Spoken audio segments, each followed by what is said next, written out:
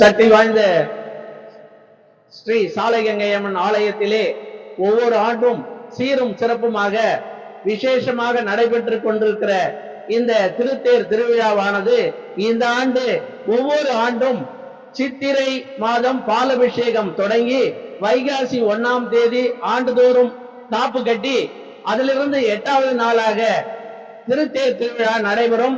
அதுக்கு இடையிலே 3 நாள் கழித்து சுவாமி 4 நாள் திருவீதி உலா வருகிறது.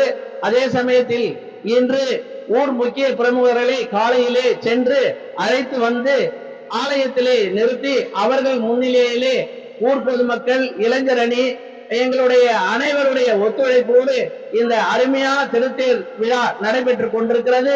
இன்னும் சிறிது நேரத்திலே அலங்கரிக்கப்பட்டுக் கொண்டிருக்கிற இந்த சீர் நமது ஆலயத்தினுடைய சிரசானது மிக விமரிசையாக அலங்கரிக்கப்பட்டுக் கொண்டிருக்கிறது.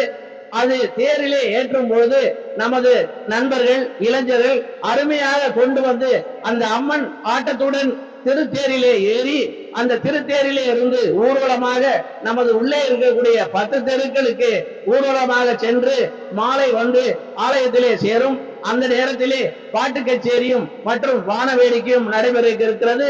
அதை தொடர்ந்து நாளை காலை 9 மணிக்கு ஆலயத்திலே தயாராக இருக்கக்கூடிய அம்மனுடைய உருவத்திலே அந்த சிரசானது அருமையாக தேரிலே இருந்து இறங்கி வந்து அந்த சிரசிலே ஏற்றப்படும். அதை தொடர்ந்து ஒரு அருமையான நிகழ்வு விஸ்வரூப காட்சி நடைபெறும். அன்று மாலை கொக்கேலி கட்டை நடைபெறும்.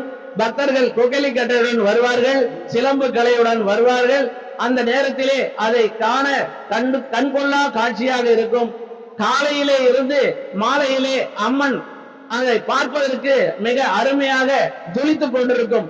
அம்மனுடைய சிரசை கண்களை பார்த்தால் நம்மளை பார்ப்பது போல இருக்கும். இதுவரைக்கும் அது மாதிரி ஒரு இடமானது எங்கேயுமே கிடையாது. இப்பொழுதுதான் நமது ஆலயத்திலே நாம் உற்று பார்த்தால் அந்த அம்மன் நம்மை பார்ப்பது போல இருக்கும். ஆகவே மிக அருமையான இந்த நிகழ்வை கண்டுகளிக்க அனைவரும் வந்து அம்மனல் பெறுமாறு அன்புடன் கேட்டுக்கொள்கிறோம். மறுநாள் மஞ்சள் நீர் உற்சவம் நடைபெறும். ஆகவே அனைவரும் கலந்து கொள்ளும்படி அன்போடு கேட்டுக்கொள்கிறோம்.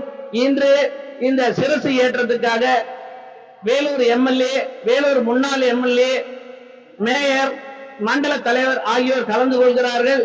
அனைவரும் வந்து இந்த நிகழ்ச்சியை சிறப்பிக்குமாறு அன்போடு கேட்டுக்கொள்கிறோம். நன்றி, வணக்கம்.